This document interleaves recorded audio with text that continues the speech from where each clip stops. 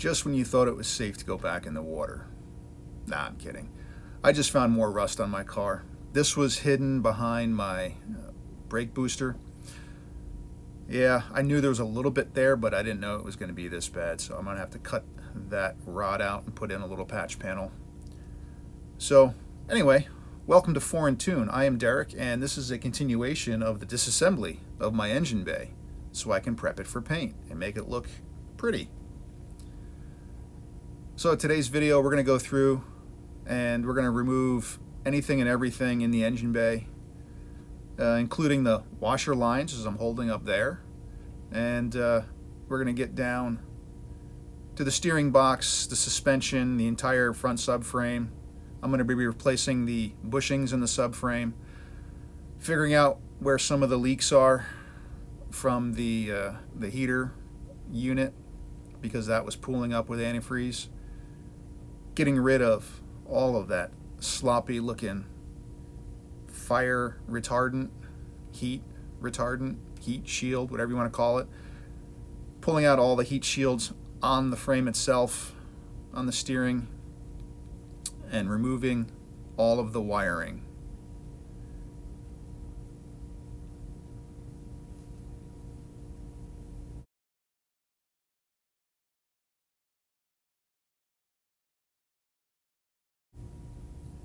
Specifically in this first part, I'm just documenting the routing of everything, especially the wiring through the front end. This is going to be the trickiest part in reassembly, from the horn loom down to the cruise control mechanism. That little coupling there, that's for the AC condenser. Little computer mounted on the inside of the left fender well.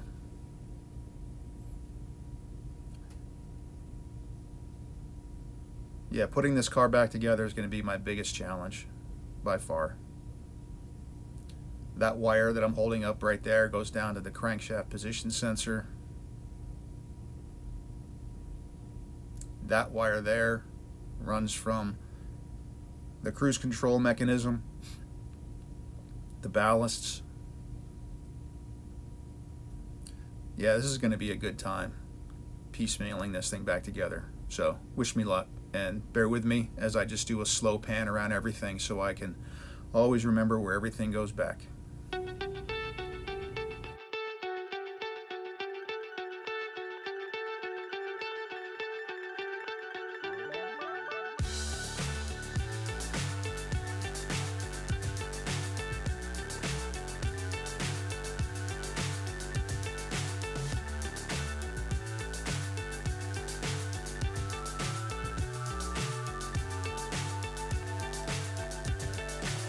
So high I'm hypnotized.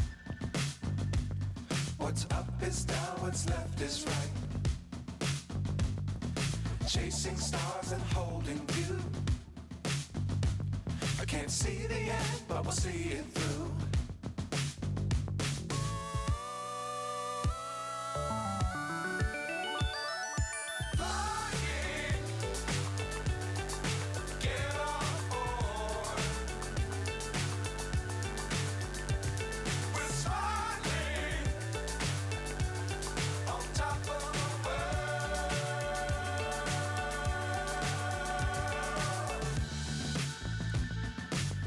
Times don't fly too high.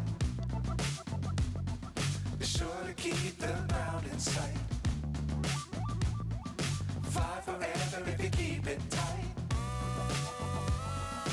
Love the world, but keep the sky on your mind.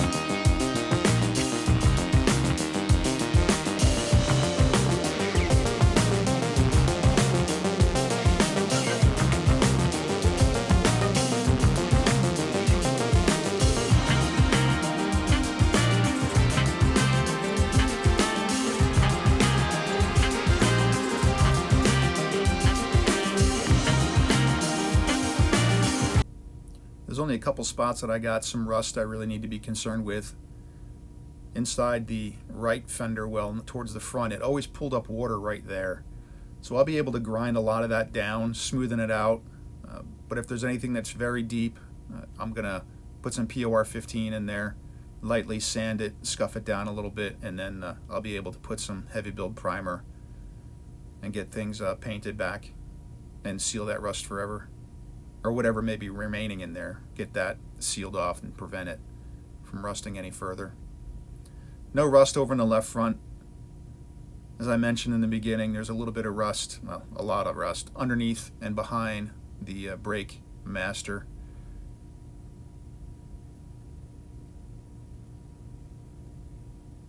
And then everything else in the engine bay was mostly surface rust, nothing else to concern with. Just, it's going to be a whole lot of sanding, a whole lot of grinding, and a whole lot of effort just for the engine bay. I can't wait till I get to the rockers.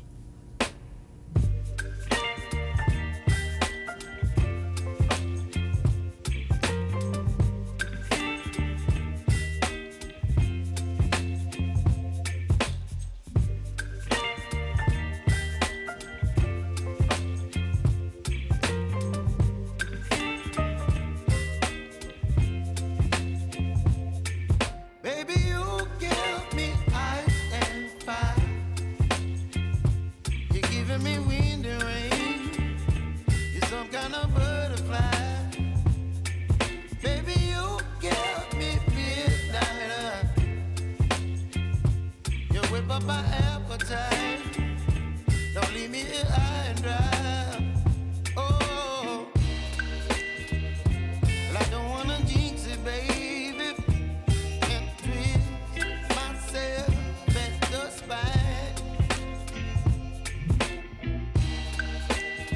Don't wanna overthink it, baby.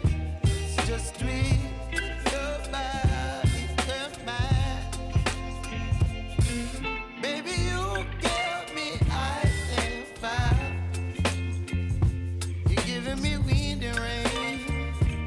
Some kind of butterfly, baby, you give me midnight.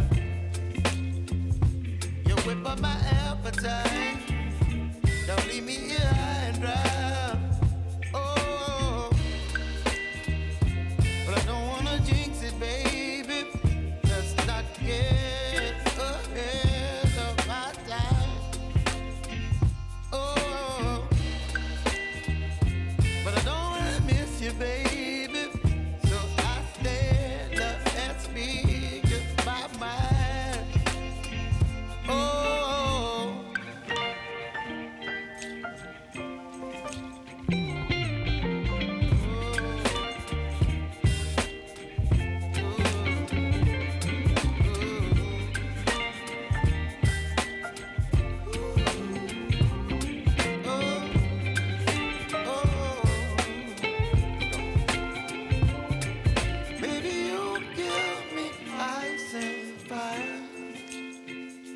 you're chilling when the rain. You're some kind of butterfly. Baby, you give me midnight. You whip up my appetite. Don't leave me here high and dry. Baby, you give me ice and fire. You're channeling wind and rain. You're some kind of butterfly.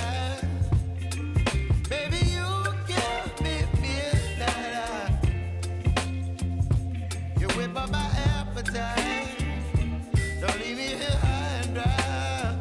Oh, oh, oh,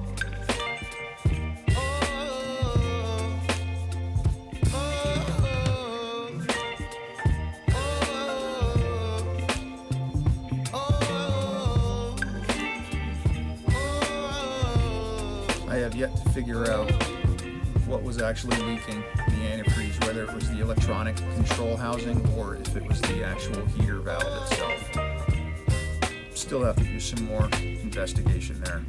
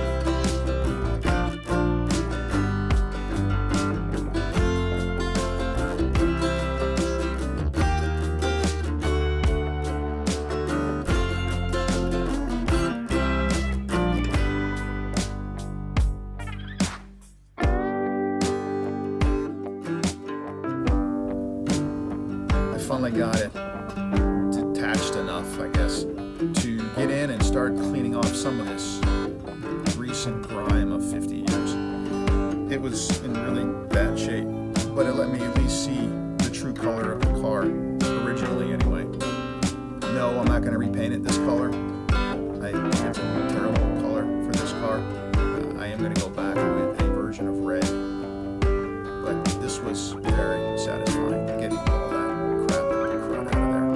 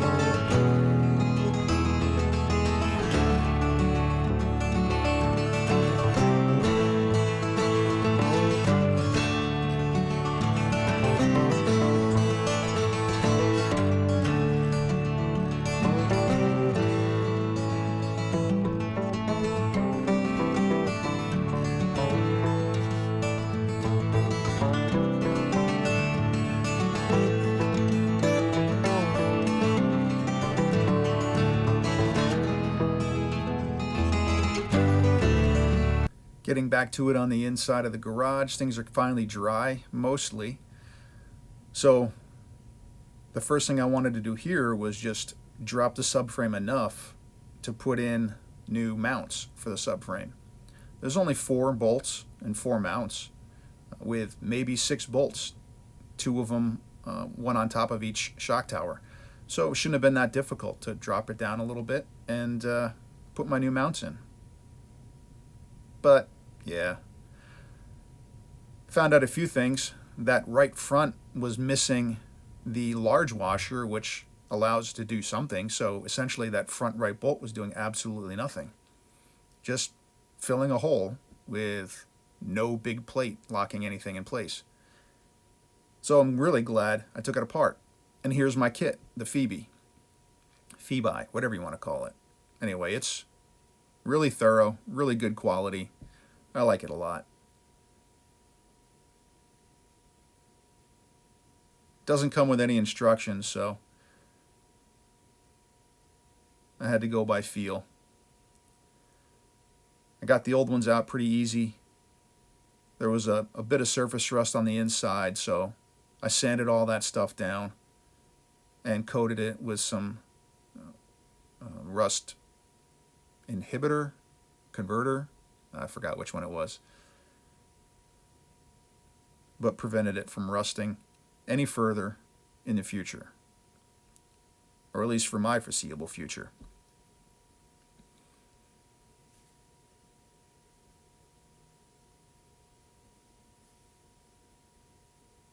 The old bushings didn't look too god-awful, but they had no plastic tabs underneath the bottom of them, which the kit supplies. And you can see the large washer and rubber grommet, which were missing from my right front. That's exactly how the bolt was just screwed in. Made me feel great.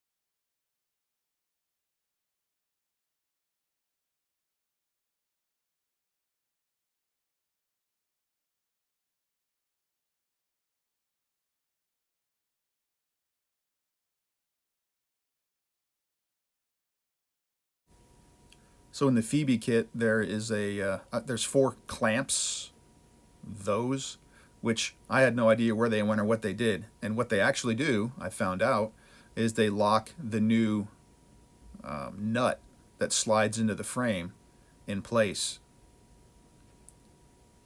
You can see the tip of it sticking out there through the side of the frame, but that's all they do. They just hold that little washer, or that the nut in place, so when you thread the new bolt up from the bottom, it's exactly where you want it to be.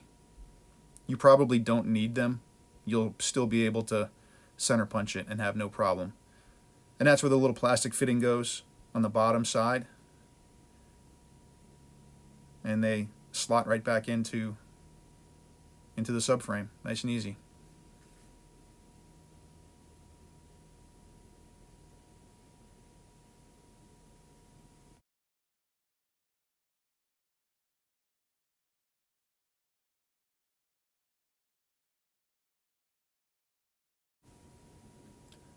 Well, the reason I'm pointing to where the sway bar bolts on was because, like everything else, I decided to take things a little further and maybe clean things a little bit more.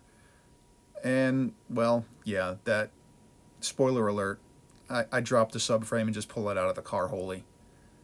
Gives me way more access. I can stand in the engine bay and do all the work I need to, and it's relatively simple just to finish removing it. Just a couple more bolts.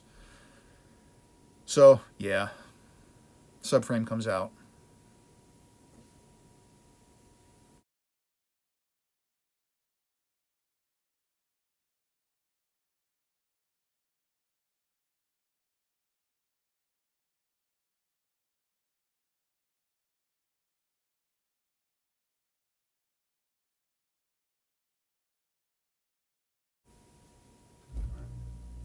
I was going to be maybe a little cheeky and just remove the calipers so I didn't have to break the brake lines.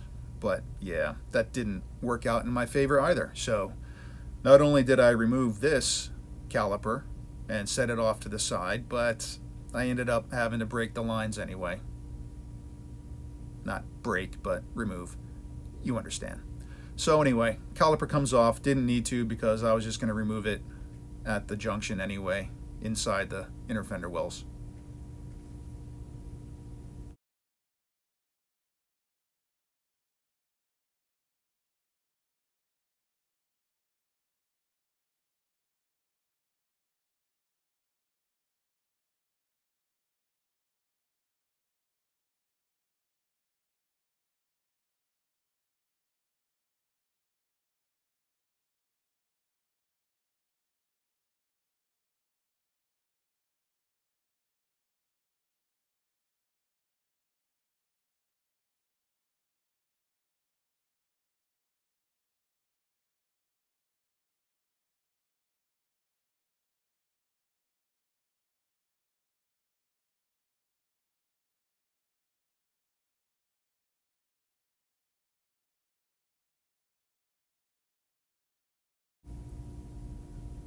So this is where I just gave in.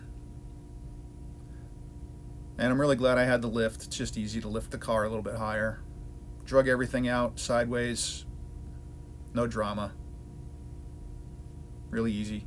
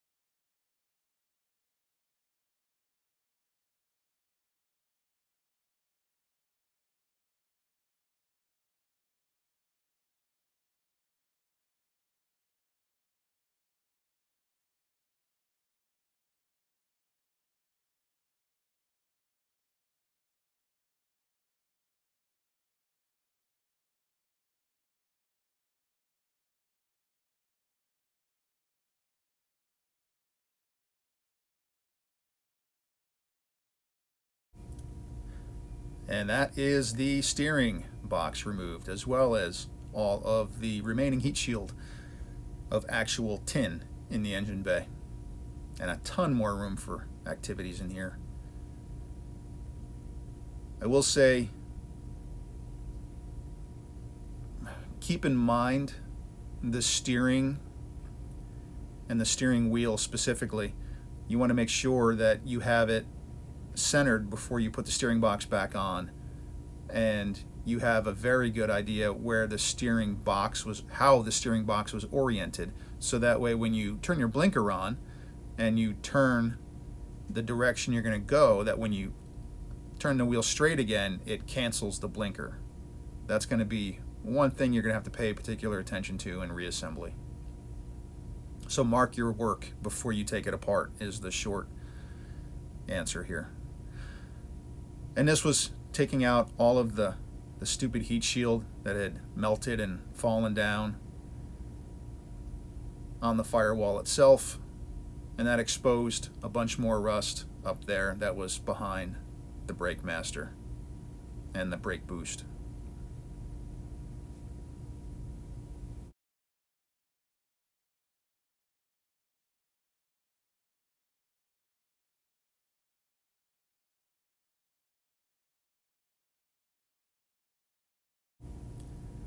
And that's what I found when everything was pulled out of the way.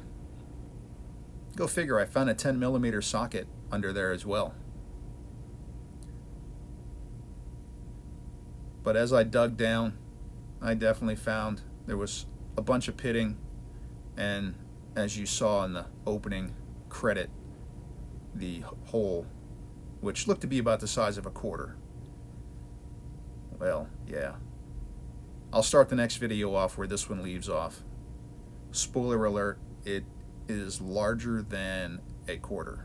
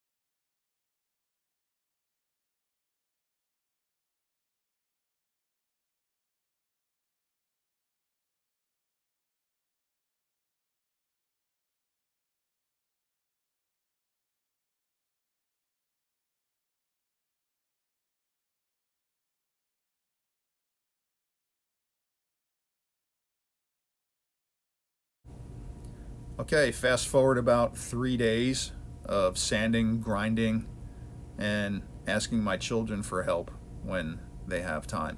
But this is what it looks like right now. Yeah, it was not a lot of fun, but the rust hole under the brake boost is going to be my biggest challenge in the engine bay. There's my little hole, which turns out to be a little bit bigger hole. So anyway, until the next video, thanks for watching. I'm Derek with 4 in Tune.